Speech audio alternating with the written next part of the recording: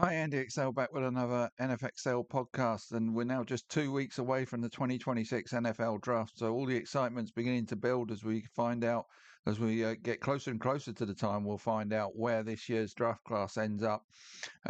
So with regard to that, and just like I say, 2 weeks away, I'm now going to look at what we can anticipate the top picks at each position to achieve in their rookie season. Now, I'm just concentrating on three positions: the running back, wide receiver, and tight ends. Um, so to try what I want to do here is to try and set an expectation for the top running backs in this class. So in order to do that, I've looked back at the 15 running backs that have been taken in the first 50 picks of drafts this decade, with just the two Notre Dame backs, Jeremiah Love and possibly Jadarian Price, likely to go in the top 50 of this year's draft. What can we expect from these guys, dependent on what team they land on and what opportunity that provides them for them to succeed in 2026? So I'll start off with a list of the 15 running backs taken early in this decade and what they achieved in their rookie season in terms of scrimmage yards per game and projected touchdowns for a 17 game season. So what I'm saying there is if they didn't play the full 17 games, what would they have done in the 17 game slate? Um, so the most productive rookie running back this decade was Najee Harris when Pittsburgh took him with the 24th pick of the 2021 draft. He averaged 98.1 yards a game and had 10 touchdowns. Jonathan Taylor of Indianapolis was picked 41 in 2020, 97.8 yards per game and 12 touchdowns. Brees Hall comes in at third for the Jets, who took him with pick 36 in 2022, averaging 97.2 yards per game and 12 touchdowns.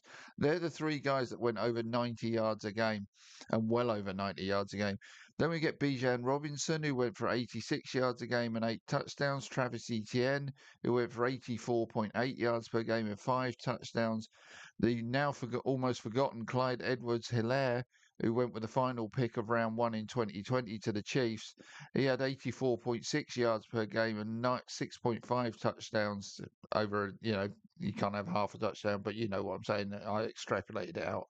Um, Jamar Gibbs of Detroit, he had 84.1 yards and 11 touchdowns. Last year's rookie Amarian Hampton had 81.9 yards per game and 9 touchdowns in his rookie season. And last year's Super Bowl MVP Kenneth Walker had 81 yards per game and 9 touchdowns. So that's 9 guys who went over 80 yards per game. Then we get on to the seemingly much maligned Aston Gionte, who still had a really good rookie season for the Vegas last season, with 77.8 yards per game and 10 touchdowns. Javonte Williams had 71.7 yards per game and 7 touchdowns in his rookie season. And another rookie from last year, Quinshon Judkins, had 71.3 yards per game and 8.5 touchdowns for a 17 game season. So 12 guys there that went over 70 yards a season. That leaves three more at the bottom end of this. DeAndre Swift of Detroit, who had 67.6 yards per game and 13 touchdowns, still produced really well on the touchdown front. And then another rookie from last season, Tre'Veyon Henderson, who went for 66.6 yards per game and 10 touchdowns. So 14 of the 15 went for 66.6 yards or more per game, which is really good production. The only one who didn't is the injury blighted Jonathan Brooks out of Carolina, whose stats really aren't relevant because he's, like I say, if we really should take Brooks out the equation, as his injury plagued NFL career has thus far been limited to the first 3 games of the 2024 season. So the range is between that 66 point yards and 66.6 and 98.1 yards per game, and between 5 and 13 touchdowns. That's the range we're looking at for this year's top two candidates. The average yards per game of the top 14 is 82.1 and the average touchdowns is 8.6. That would mean close to a 1,400-yard season and 8 to 9 touchdowns. So could Jeremiah Love, who is expected to be a top 10 pick, and if he goes in the top five, would be the highest drafted running back this decade, do better than that? With Vegas almost certain to take Fernando Mendoza with the first pick and having Ashton Gionte in place too, then the Jets already having Brees Hall in place, Arizona might be the first team to consider taking Love.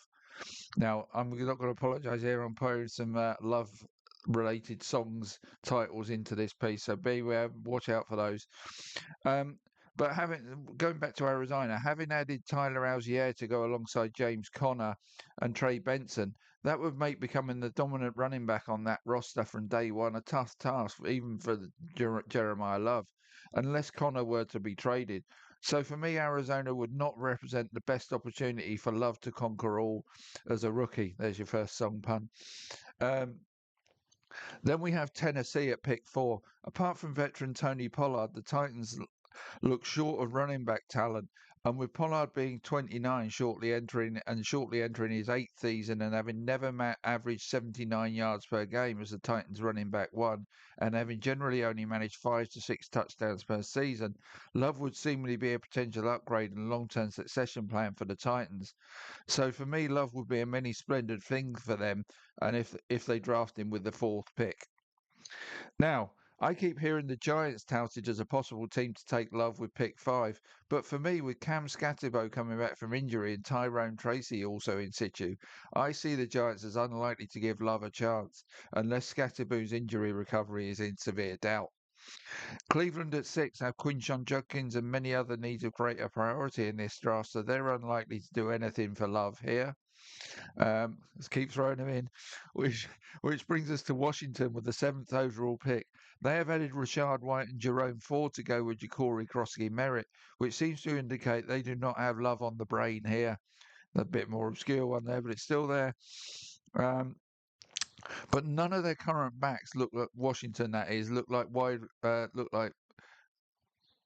Sorry, let's go back and none of their current running backs look like wide receivers, running back ones in the NFL, let alone elite backs that Love could well be. So it would not rule them out of taking him with pick 7. So Washington are in play for taking Jeremiah Love as far as I'm concerned. Pick 8 belongs to New Orleans.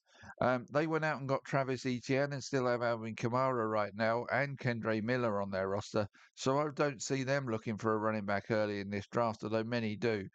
A similar scenario applies to KC at 9, having added Super Bowl MVP Kenneth Walker via free agency. Cincinnati at 10 are for me a team that could surprise many, but not me, by going running back in round 1. And I know that Love is having a top 30 visit to Cincinnati. Um, so maybe my thinking is online. Now, Chase Brown's done superbly for them as a fifth round pick, averaging 85 yards a game and 11 touchdowns over the last 2 seasons. Installing Love alongside him would give the Bengals the best running back duo in the league to go with one of the very best passing offenses in the league. Yes, the defense need fixing, but if Love falls to them at 10, they may have to say Love is the answer to the question who should we take here. Picks 11 and 30 through 13 belong to Miami, Dallas, and the Rams, who all look set at running back. Minnesota at 18 or Carolina at 19 seem the next teams who would jump at the chance if Love got past Cincy and fell out of the top 10, and Love would surely immediately become their leading running back. So to me, if Jeremiah Love is taken by any of Tennessee, Washington, Cincinnati, Minnesota, or Carolina, I would expect him to be the fourth running back this decade to exceed 90 scrimmage yards per game, and that would make him 1,500 yards for the season, and to record over 10 touchdowns as a rookie. But wherever he lands, for me, he's going to be a top 10 running back in the league for many years to come, probably even better than that. With regard to Jadarian Price, Minnesota, Carolina would also be good landing spots for him in round 2. And then we've got Seattle or Jacksonville, maybe other good teams for him to end up with Baltimore or San Fran might not offer him great opportunities in year 1, but maybe a good long-term teams for him to sit behind superstar starters who have plenty of mileage on the clock. Seattle would have first chance to take him with the last pick of round 1 at 32. Although in my recent mock, I had them trading back and still getting him in sort of in the 40s.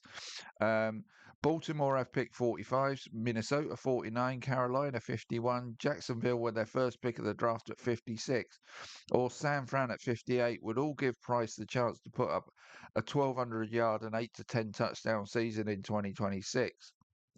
Like I say, the Baltimore and San Fran ones, that might not happen because they'd be sitting behind Derrick Henry and Christian McCaffrey. But the others, yeah, definite. Where these two guys land will matter in terms of how much they can achieve in 2026, but more so for price as any team spending a round one pick, probably early round one pick on Jeremiah Love, will surely expect him to be their lead running back from day one. But Price needs to land with a team that gives him a chance to be the running back one rather than being buried behind an established back for next season. So if you're thinking in reality terms and indeed in terms of your fantasy leagues, that's my advice regarding those two running backs. So my next piece I'll do on this will be regarding the wide receivers. So I'm basically going to put out one piece a day in the run up to the draft now. So this is today's. Tomorrow's will be wide receivers.